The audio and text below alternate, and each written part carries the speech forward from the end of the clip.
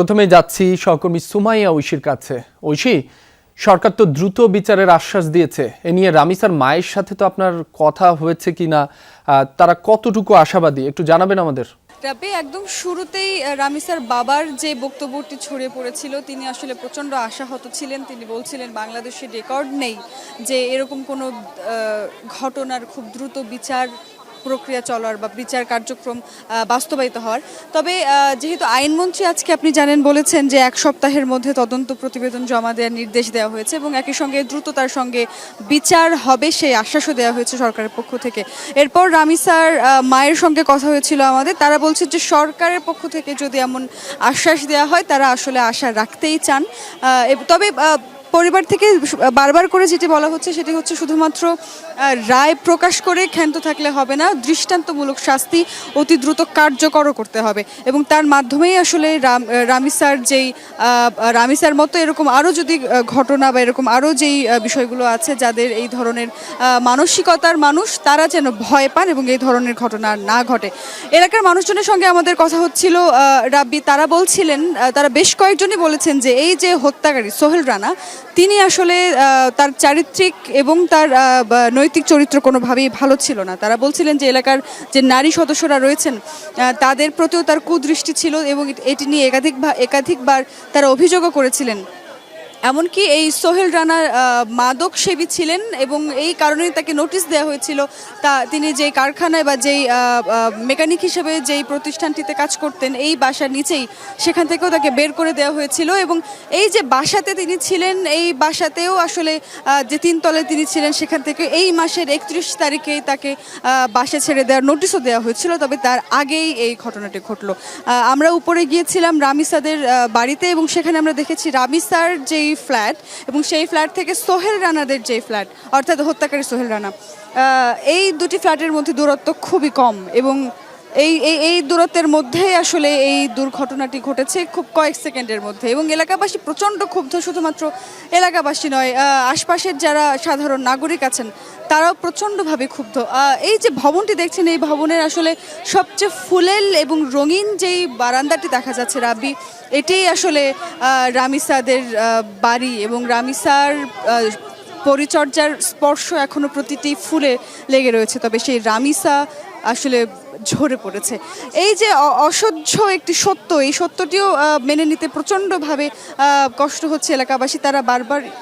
তারা বারবারই বলছেন আসলে যে দৃষ্টান্তমূলক শাস্তি চাই এবং অনেকেই আসলে বলছেন যে যেই আইন রয়েছে সেই আইনের প্রতি অনেকেই আশাহত এবং তারা বলছেন যে বাংলাদেশের মানুষের হাতে তুলে দেওয়ার কথা বলছেন। তবে সবাই আশা রাখতেই চান যে খুব দ্রুত এই বিচার কার্য সম্পন্ন হবে। ঐশী, আপনি জানাচ্ছিলেন সবাই দৃষ্টান্তমূলক শাস্তি দাবি করছেন রামিসার এই নির্মম হত্যাকাণ্ডের। আমাদের আরেক সহকর্মী আছেন পল্লবী এলাকায়, তার কাছে যাচ্ছে এই মুহূর্তে এম.এ. আজিজ। বাড়ির কেয়ারটেকারের সাথে আপনার নতুন করে কোনো কথা হয়েছে কিনা, কি জানাচ্ছেন তিনি, জানাবেন আমাদের। ধন্যবাদ রাব্বি। এই বাড়ির কেয়ারটেকার মনির সাহেব, যিনি 25 বছর যাবত এই বাড়ির কেয়ারটেকার হিসেবে আছেন এবং বাড়ির মালিক যিনি প্রবাসী, বাড়ির দেখাশোনা মূলত এই মনির সাহেবই করেন। মনির সাহেবের সঙ্গে আবার কথা হয়েছে, আমি তার সঙ্গে কিছুক্ষণ আগে টেলিফোনে কথা বলেছি, তার স্ত্রীর সঙ্গে কথা বলেছি।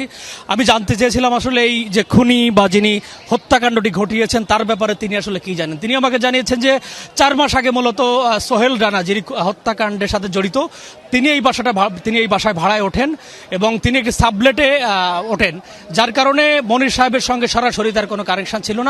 তবে তিনি জানতেন, কারণ মনির সাহেবের যে গ্যারেজ আছে পাশেই, সেই গ্যারেজেই কাজ করতেন এই সাদ্দাম এবং এই বাসার একজন ভাড়াটিয়া যার নাম সাদ্দাম।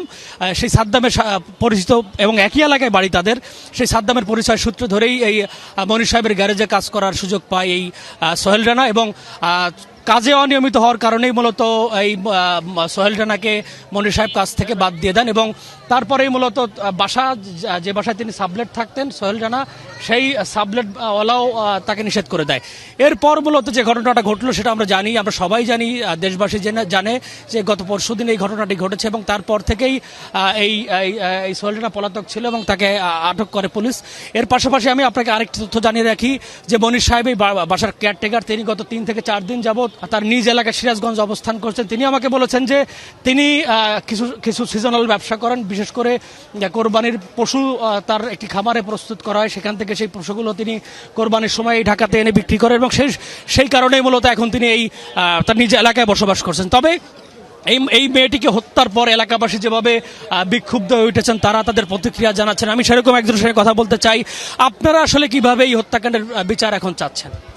আমাদের এলাকাবাসীর একটা দাবি আছে, তাকে প্রকাশ্যে জনসম্মুখে এনে ফাঁসি দেওয়া হোক, আমাদের একটাই দাবি। আর এটা 24 ঘন্টার ভিতরে আমরা চাই। আমরা 7 দিন 10 দিন এটা মানি না, আমরা 24 ঘন্টার ভিতরে এটা সুষ্ঠু বিচার চাই। আচ্ছা, এই আপনার কাছে একটু প্রশ্ন করি। এই ধরনের যখন একজন অপরাধী সমাজে বাস করে, তিনি মাদকাসক্ত ছিলেন বলছেন, বাড়ি কেয়ারটেকারও বলছেন আমাকে, তো সেগুলো প্রতিরোধে এলাকাবাসী সচেতন হওয়া উচিত কিনা, বা বাসা ভাড়া দেওয়ার ক্ষেত্রে জেনে শুনে বাসা ভাড়া দেওয়া উচিত কিনা? 100% এখানে আপনার জাস্টিফাই করে আপনার একজনকে ঘরে দেওয়ার জন্য, কারণ প্রত্যেকটা বাসায় এরকম বাচ্চা আছে, প্রত্যেকটা বাসায় এরকম লোকজন আছে।